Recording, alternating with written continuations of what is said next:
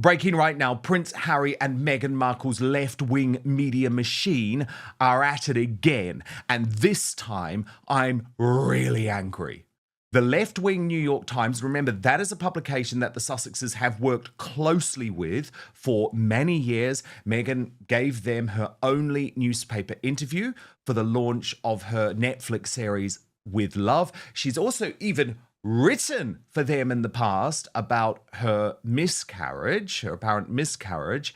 So what they have done in this new analysis piece, and it's so shocking to me, is blame King Charles and attack Prince William, who they're claiming to be work shy, and saying that the rift in the royal family, totally caused by the Sussexes, by the way, will reflect badly on the legacy of King Charles III.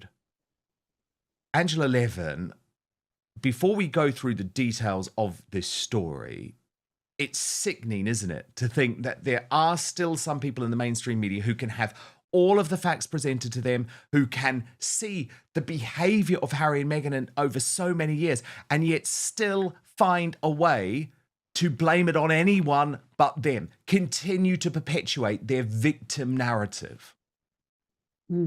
My first question, whoever wrote this, I would say, are you married? Do you have children? Because that makes a huge difference. It's easy for someone who's not married and doesn't have children, and not close to children, to make all these dramas and say what they should be doing.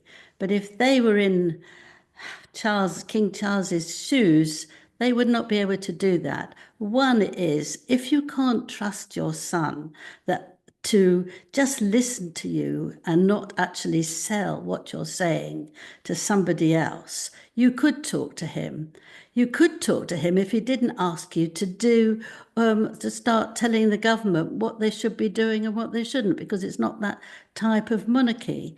And the fact that somebody pretends they want to come back, but at the same time, this is Harry, pretends that, but at the same time actually says how revolting they're doing and how bad they are and how they don't know what they're doing and they're trapped and all those nasty comments. So if somebody does that to you and you've got cancer, would he answer in that same way? That's what I would ask. And I bet you any money that he won't have fitted in anywhere there. It's just really nasty. They're just having a go and being very, very rude.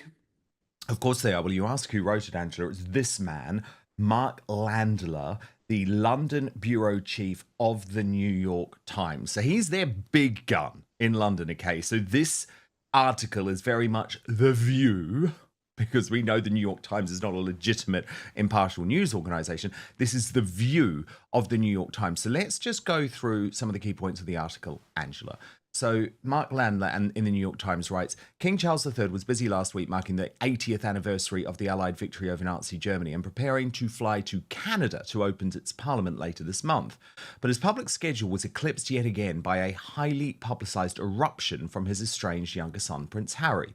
It has become a familiar pattern for the 76-year-old monarch. 2 years after his coronation, his reign is shaping up as both eventful and oddly unchanging in its core narrative, that of a beleaguered father managing a messy brood. Harry's emotional plea to be reconciled with his family resurfaced bitter eruptions within the royal family, which has yet to find its footing in the still fledgling Carolina age. There is an overhang in the way we see Charles's reign, said Ed Owens, a historian who writes about the British monarchy. It hasn't really gotten going, nor are we sure how long it will last. Some royal watchers warn that unless Charles finds a way to heal that rift, it could define his reign, undercutting the messages of tolerance and inclusiveness that he has long championed. When history comes to be written about the king, this will reflect badly on him, said Peter Hunt, a former royal correspondent for the BBC. He represents an institution that is about family, unity, and fostering forgiveness. His role is to bring people together, and yet he can't bring people together on his doorstep.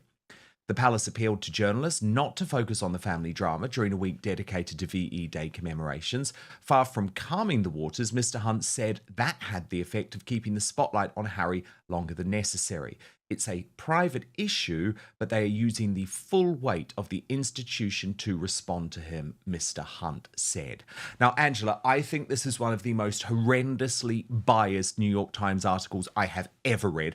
That's saying something, by the way, because can I just remind everyone, Angela, the New York Times despises Britain, especially post-Brexit Britain. They are always looking for ways to pour a bucket of mud over the head of Brits and our population and our politics. In some ways, this doesn't surprise me, but I just think it's so fundamentally dishonest because to try and say that Charles and William will come out of this rift with Harry and Meghan on the wrong side of history, I think is so naive, Angela. Just like Wallace Simpson and the Duke of Windsor, mark my words, the people who are going to come out badly of this terrible past few years is not King Charles, it's not William, it's not Catherine, it's not Camilla, it's Harry and Meghan themselves, because they have been exposed on an international stage for lying to try and destroy their family. And guess what, Angela? It didn't work because their public support is at rock bottom. And actually, support for the monarchy, support for Charles, support for William has stayed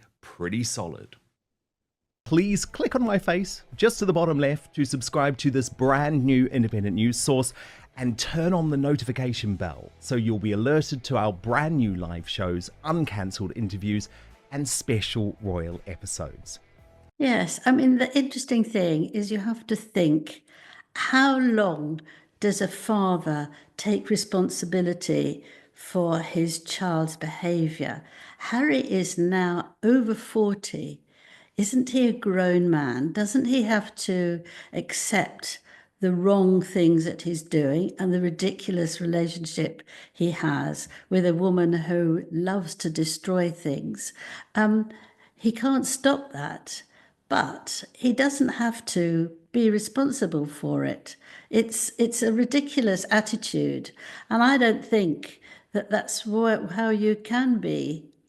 In that sort of, it's always the parents' fault. I don't think it is. And he had a very, very disturbed childhood. Okay, we understand that. But lots of people lose a parent of one kind or another. And like William, they can build it over. You can get better from it up to a certain extent. You'll never forget it because it's the most terrible thing that can happen to a child. But you don't expect that it's the father who's got to take that all the time. And William has looked after Harry ever since he was very small. He's always helped him out before school, after school, when they were both learning how to fly. Harry said to me that actually William is the only person he can really trust, and that they can say anything to each other and they will always forgive something. They are so close, and they've got a very unusual lifestyle. Indeed, they have, because they have to have police going to check if they want to go to a friend from school's house, that there's no danger there. They have to look after them all the time. Someone's always there with them. Of course, it's difficult, but William has done his best. And actually, when he said to Harry, be careful, don't rush to get married so quickly, maybe you need to be with her a bit longer so that you can really get to know each other. Bang. Harry didn't want to That was anymore. it, exactly. And what William was trying to do was protect him. Angela, what I do find astonishing, though, in terms of the mainstream media coverage, it's like they are always trying to defend the indefensible and also find angles, right, to somehow, I guess, perpetuate a positive narrative about Meghan. And Liz Jones in the Daily Mail has now done another 180 because she started as a big fan, right, Angela? Then she became a critic. Now she's saying, after those Beyonce pictures, the startling truth about Meghan and Harry's relationship after their big night out and why it's a lesson for Charles and the royals. And I'm like, Angela, look at those pictures again, right? Gross, all over each other, acting like Kardashians. What on earth can Liz Jones think is the lesson for Charles and the royals out of this? No, but I don't listen to her really. I mean, her relationships have been unbelievable. She's not been someone who's actually studied relationships. She's earned a very, very good living to tell readers about her own relationships, which, make you gasp sometimes if you read it. So it's a nonsense. It's not Harry. It's not Charles's thing to responsibility. But what she did do, and that makes her slightly better in my eyes, as you will appreciate now, is that she said that Camilla was much better because she didn't try and turn somebody into someone who was not that person, and that she was very relaxed and easy with Charles. And that's what made a very happy relationship. But Meghan is one, and I've said it before and I'll say it again, you cannot please her. She's not pleased with anything. If she has a dress that costs £10,000, the next one she wants that's even more expensive, whatever it is, she can't feel that now I'm relaxed. I've got what I wanted. I've got a husband I love at home, 2 children at home, and I now have got my own things, cooking this and boiling that. I'm so happy. This is what I've wanted. It's not. It's fighting and fighting for more. Somebody Well, who Angela, is so even if desperate. she's happy, look at the impact it's had on Prince Harry. I was so shocked when someone did this side by side of him in 2021 compared to him in 2025. I mean, it doesn't look like he's aged 4 years. It looks like he's aged about 4 decades. And at the same time, Angela, there's all of this talk about this doorbell picture. What the hell was he doing strutting up and down on his own these streets of London, looking wired on his phone? And I want to show you, Angela, before I get your reaction, some of Link Lauren, who's a brilliant guest here sometimes on Outspoken, really sharp American commentator who's just launched his own podcast, Spot On, as part of the Megyn Kelly MK network. And this was his take, Angela. I mean, I think Link's got a lot of that spot on, which is obviously the name of his new podcast, Angela. But what did He's you very make funny. of... He's great, very isn't he? funny. But what did you make, as Prince Harry's biographer, what did you make of this very worrying picture? And is there something dodgy going on? Well, what struck me was that when I was going round with him to engagements, and everything was laid out for him. The aides, he didn't need to know where he was going. He would be taken there, no trouble at all, nothing. It was just very, very easy.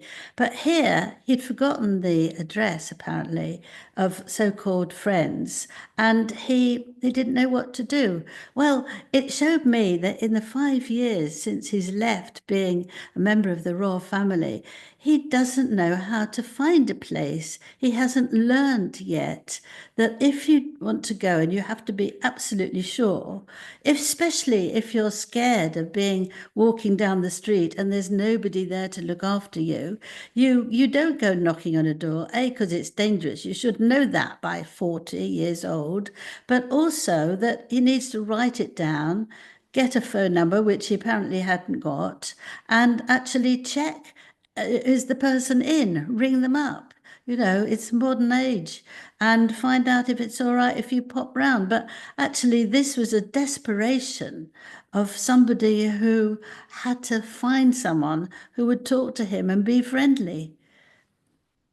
Angela, what do you make of the fact that Meghan Markle and Prince Harry are touting these new staff members? So for Meghan, Yeah. she's hired an ex-assistant to Bill Gates as her chief of staff, this poor woman called Sarah Fossmo. Oh, God, you've got the worst job in the world, love. What are you thinking? I'm paying you enough. But what's interesting, Angela, is that Harry, who, remember, failed to find a chief of staff to replace Josh Kettler, who was only there for less than 3 months. He left before his trial period ended.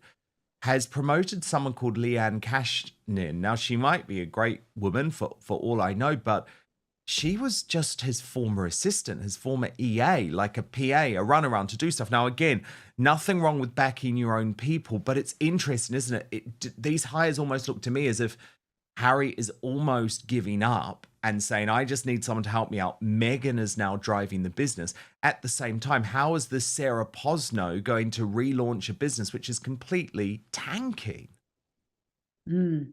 Well, the thing is, it's a waste of time getting somebody who's senior and will know how to advise you, because Meghan does not take advice. She only listens to herself because she thinks she knows best. That's all right, you do that. But everything fails, everything fails. And so she needs to listen and follow. She won't do that. Harry will only listen to Meghan, so he can get somebody fairly low down who will, because he will have to make sure it's okay with Meghan. We've got to that stage where he's in, I think, a terrible place where she thinks she's got wonderful things to do ahead. And now she's going to start at the second time with all her cooking and her baking and all the things that she wants to do. Well, how do you stop that? Why do you actually, you're not at school and you've just stopped for work. If you're doing that, it should be organized enough that it carries on. Do you then have a long break, which everyone will forget about, and then she's going to do the same old things again? But I don't think having a very top person to help you is actually going to change everything, because she won't let them. She will not. You can't tell her what to do. You can't advise her. You can't say, don't do this. Don't, this is going to be awful for people. They've had it before and it didn't work. Please, shall we not try sprinkles on salad? It's not going to happen. It's just not going to happen. No, it doesn't matter who She's you've got, too does it? concerned with herself. Doesn't matter who you've got. This is almost a completely desperate mission. At the same time, Angela, another blow for Prince Harry, his childhood priest telling him to stop being a victim. Who is this and what's going on here? Well, I think this is absolutely amazing. Absolutely amazing. This was the priest who was with him when he was at school, and she talked to her little ginger boy quite a great deal. And she went to his mother's funeral, and she's known him very well. Now, you just imagine how worried, how concerned, and how wanting to help she is, because otherwise she wouldn't write about this and say, if you need me, I'm there for you. I mean, it's absolutely extraordinary that somebody should do that. And she tells him off. She said, you told off your father, you said you wanted him, you wanted to be with him, but that wasn't a real didn't have a real meaning there. You added something else to it, so you took the essence away. I mean, she's very, very open about this. Marvelous woman, apparently. And she's had the courage to actually tell him to pull himself together. And I just wonder if, I don't know how religious he is, or whether he would feel that this is the one person he can pour out all the things he feels, because she knows what he was like before his mother died, once she died, and now he's in such trouble that she might be the only type of person who can help him. And I wouldn't be surprised at that, because she would be kind, she wouldn't tell anybody, and she would help him. I mean, I felt for a long time that all the therapists he's been going to have been useless, because they haven't got him an inch better than how he was. Whereas I think a priest like this woman, who's known him and known him with his mother and how much he's loved his mother, she will say, it's time you moved on, which is what she wants to do. Yeah, Angela In a way. Angela Tilby is her name. Yes, So yes. very interesting. She looks like a kind woman as well. Angela, can we talk about this lovely new picture of Catherine and William? It's really stunning. Great body language there, isn't it? They're clearly so happy at the moment, and they're not trying too hard, which I think if you compare that picture, for example, to the picture of Harry and Meghan at the Beyonce concert, there's such a contrast. But they're putting this out, Angela, because they are releasing a new series of nature videos, one per season. We'll take a look at the first in just one moment, but set It's this up actually for us. Catherine that's done them. It's Catherine who's done them. She's speaking about them all. So it's something lovely for her to take under her own arms. Oh, Gorgeous. yes, it brings tears to my eyes. I think that should really be able to help a lot of people who feel upset or depressed, or there's no hope for them in the future. Because if you look at everything there that she chose was absolutely beautiful. And you can look at it and say, oh, thank goodness I've got even this chance to see such beautiful things. And hopefully you can feel a bit better. It's a marvelous idea, I think, and it works beautifully. Look, really. Oh, beautiful. You're such a softie, just Angela. wonderful. I love it. I Yes. love it. But no, it is so special. And of course, she's referring to the fact, Angela, too, again, that nature has got her through this cancer recovery project. And I Yes. just think back, Angela, it wasn't that long ago that there were royal authors like Robert Jobson writing that they feared Catherine might not return to work. And there were so many doubts about what her commitments would be. And yet, actually, I think she has come back from this life-changing experience, I guess is what you would put it, with an even more focused vision of what her role is and what type of queen she wants to be. Yes, absolutely. I agree with you. And it's something that she can handle because it's something that's very, very important to her. She's had the experience of it. It saved her life, she seems to indicate, or given her the courage to go through such a terrible time. And with her husband by her side and the children by her side, they're very good. They adore her. And that actually she will be a wonderful queen, I think. Absolutely, because she understands people's feelings and emotions, but she won't be pushed around, which is a lovely combination. Oh, indeed she won't. Angela Levin, indeed she won't. Thank you so much. Brilliant analysis as ever. With Love, Meghan generated significant attention before its release, largely because it marked Meghan's return to lifestyle programming after years away from that space. Viewers were divided almost immediately. Supporters praised the calm presentation and aspirational lifestyle content, while critics argued the series lacked originality or authenticity. Regardless of opinion, the show succeeded in attracting media coverage, but public discussion quickly shifted from the content itself to broader questions about the Sussexes' entertainment strategy. That's where speculation about Netflix's long-term commitment began to grow. Several entertainment outlets have reported that Netflix continues to evaluate future Sussex projects carefully as it reviews audience performance and production costs. Some reports have suggested disagreements over creative direction or scheduling, while others claim executives want projects with broader commercial appeal. It's worth emphasizing that many of these reports rely on unnamed sources, and neither Netflix nor representatives for Meghan have publicly confirmed claims of a serious dispute. In Hollywood, creative disagreements are common, particularly on high-profile productions, and they don't necessarily indicate a partnership is ending. Another claim circulating online involves reports that staff working around Meghan were required to sign confidentiality agreements. Confidentiality agreements, or NDAs, are widely used throughout the entertainment industry. Production companies, streaming platforms, celebrities, and major brands frequently use them to protect unreleased material and private business information. Whether any specific reports accurately describe recent events has not been independently confirmed, making it important not to treat online rumors as established fact. One challenge facing any public figure is balancing media attention with audience expectations. Meghan continues to generate enormous publicity, but high visibility also brings heightened scrutiny.